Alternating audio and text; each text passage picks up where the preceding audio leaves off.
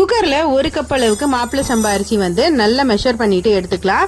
இந்த அரிசி தண்ணி விட்டு நல்லா ஒரு 4 to 5 டைம்ஸ் நல்லா வந்து அலசி எடுத்துக்கோங்க. இது நல்லா வாஷ் பண்ணி எடுத்ததுக்கு அப்புறமா இதுல 4 கப் அளவுக்கு தண்ணி சேர்த்துக்கணும். இந்த ரைஸ் நம்ம 2 டைம்ஸ் குக் பண்ணுவோம். ஸோ ஃபர்ஸ்ட் டைம் குக் பண்ணும்போது 4 கப்ஸ் வந்து கரெக்டா இருக்கும்.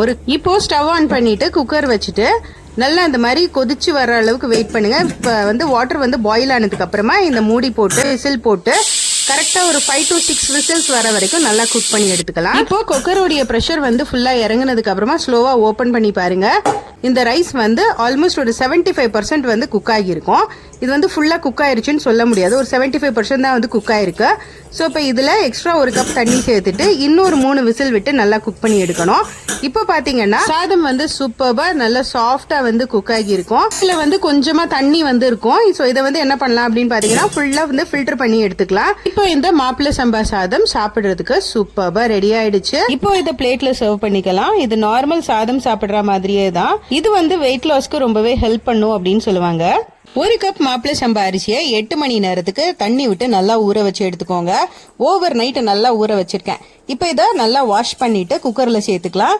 1 கப்புக்கு 4 கப்ஸ் ஆஃப் வாட்டர் சேர்த்துட்டு ஸ்டவ் ஆன் பண்ணிட்டு குக்கர் அடுப்புல வச்சுட்டு கரெக்டா ஒரு 4 to 5 விசில்ஸ் வர வரைக்கும் நல்லா குக் பண்ணி எடுத்துக்கலாம். இப்போ இந்த வாட்டர் வந்து பாயிலிங் ஆகுது பாத்தீங்களா, அந்த டைம்ல தான் வந்து மூடி போட்டு விசில் போடணும்.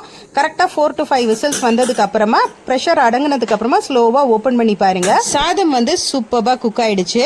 இதை கையில எடுத்து மேஷ் பண்ணி பாத்தீங்கன்னாலே தெரியும் சாதம் வந்து நல்லா சூப்பர்பா சாஃப்டா குக் ஆகியிருக்கும். இப்போ இதுல இருக்கிற எக்ஸஸ் வாட்டரை நல்லா ஃபில்டர் பண்ணி எடுத்துக்க வேண்டியதான். நம்மளோட மாப்பிளை சம்பா சாதம் சூப்பர்பா ரெடி ஆயிடுச்சு. இதோட குழம்பு கூட்டு பொரியல் துவையல் வச்சு சாப்பிடும்போது சூப்பர்பா இருக்கும். என் கையில என்ன இருக்குன்னு பாத்தீங்கன்னா மாப்பிளை சம்பா சாதம் செஞ்சோம் பாத்தீங்களா, அதோடைய கஞ்சி தண்ணி இருக்கு. இதுல வந்து கொஞ்சமா உப்பு போட்டு குடிச்சா சூப்பர்பா இருக்கும். இப்ப அதை தான் ட்ரை பண்ணி பார்க்க போறேன். இப்ப இதுல வந்து கொஞ்சமா உப்பு போட்டுக்கலாம். உப்பு போட்டு இதை வந்து நல்லா வந்து ஆத்திக்கணும். இது வந்து இப்ப யாருமே ஃபாலோ பண்றது இல்ல. முன்னாடிலாம் எங்க அம்மா வந்து பாத்தீங்கன்னா இது வந்து ஒரு சாதம் வடிச்சாலே என்ன பண்ணுவாங்க அப்படின்னா அதுல கொஞ்சமா உப்பு போட்டு எங்க வீட்டுல எல்லாருக்கும் கொடுப்பாங்க. ஸோ இது வந்து இப்ப நிறைய பேர் மறந்துட்டோம். ஸோ இது வந்து நல்லா இருக்கும். இந்த கஞ்சி வந்து இந்த சாதம் வடிச்ச தண்ணி வந்து அதுல லைட்டா உப்பு போட்டு குடிக்கிறதுக்கு சூப்பர்பா இருக்கும். ட்ரை பண்ணி பாருங்க. சின்ன பசங்களுக்கு எல்லாம் அது தாராளமா கொடுக்கலாம். இது வந்து அவ்வளவு சத்துக்கள் இருக்கு. இதை வந்து தூக்கி போடாம கண்டிப்பா வந்து குடிக்கலாம்.